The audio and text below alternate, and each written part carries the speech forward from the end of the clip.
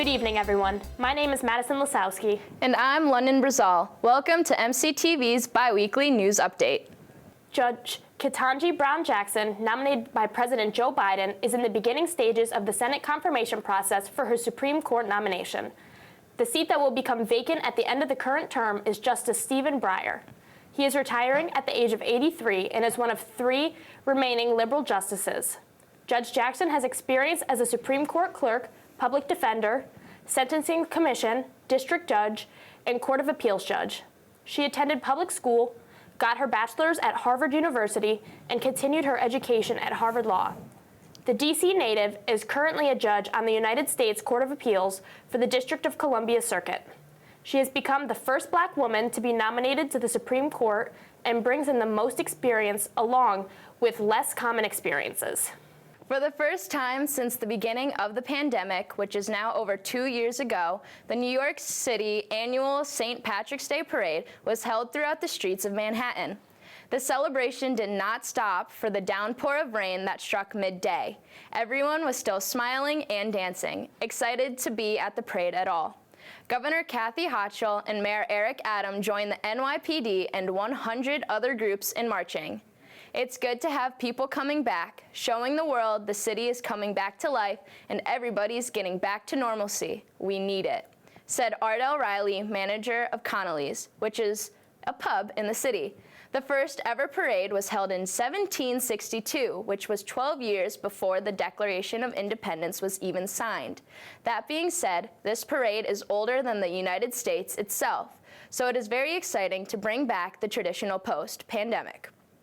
We will now check in with Emma for our science report.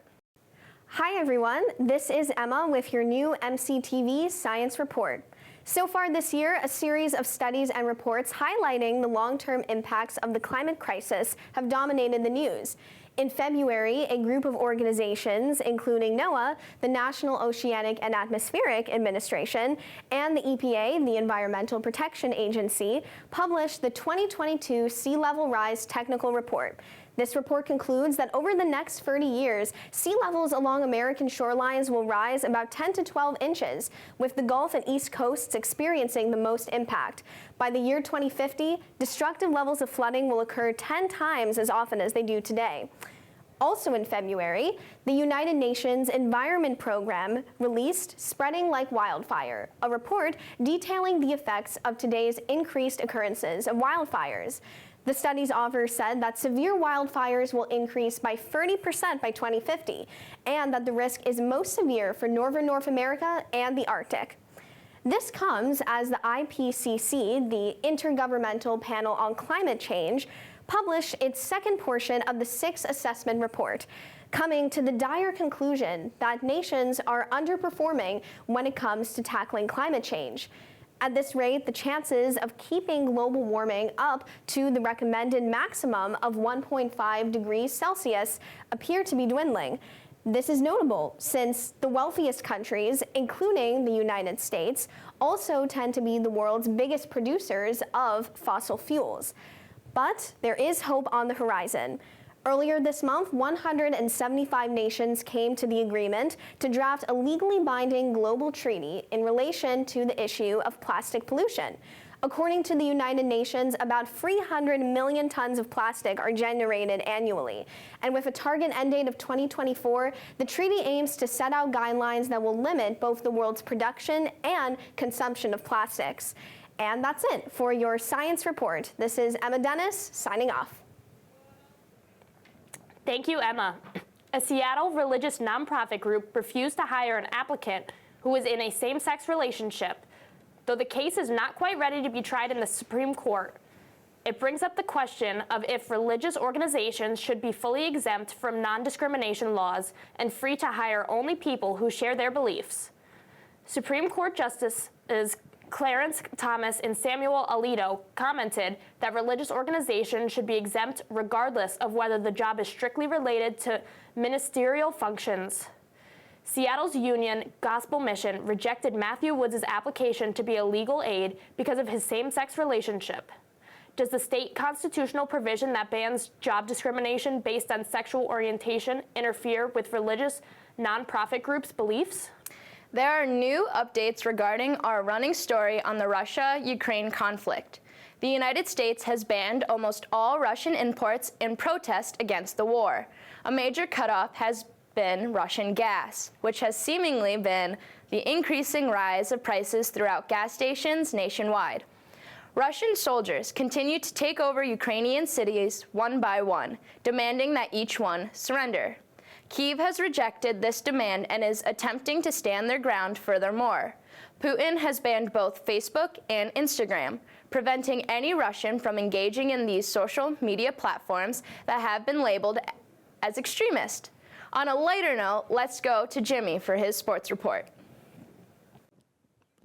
Thank you, guys. My name is Jimmy Chantulis, and I will once again be giving you all the rundown on what has been going on in the past few weeks.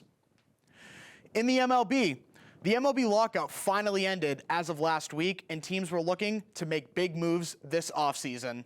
The Red Sox made a big splash signing Trevor Story to a 6-year contract worth up to $140 million. The Marlins signed Jorge Soler to a 3-year, $36 million contract, and the Phillies signed Nick Castellanos to a 5-year contract worth up to $100 million. There have been many other signings and trades since the season was reinstated, but we do not have that much time. In addition, spring training is well underway as the teams try and get back into baseball shape for these short weeks, as the season is set to officially start on April 7th.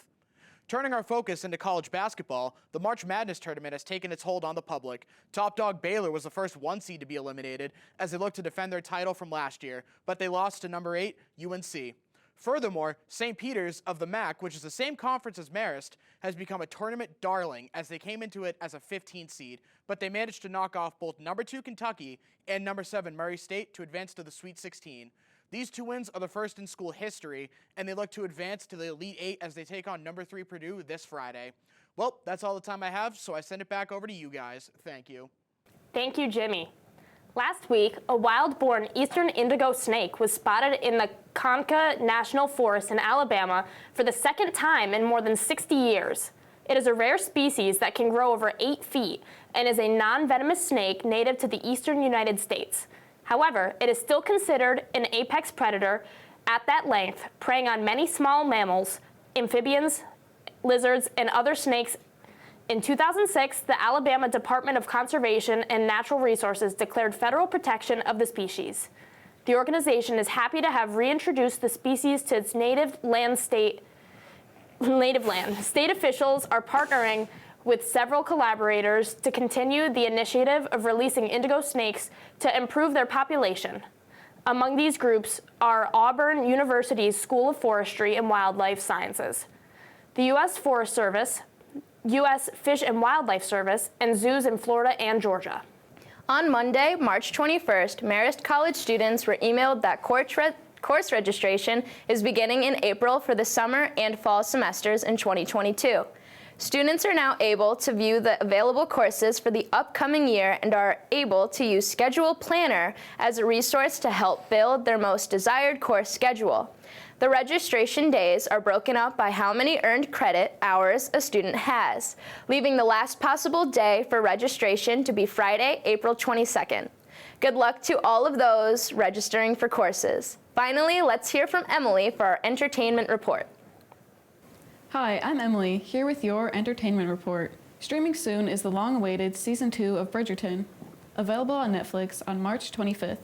As a continuation from the first book in Julia Quinn's series, The Duke and I, the second season will focus on the sequel, The Viscount Who Loved Me, which dives deeper into the life of Anthony Bridgerton and his steamy love affair with Kate Sharma. The Batman, released in theaters March 4th, crosses a box office of $300 million in North America and is the #1 movie at the domestic box office for the 3rd weekend in a row.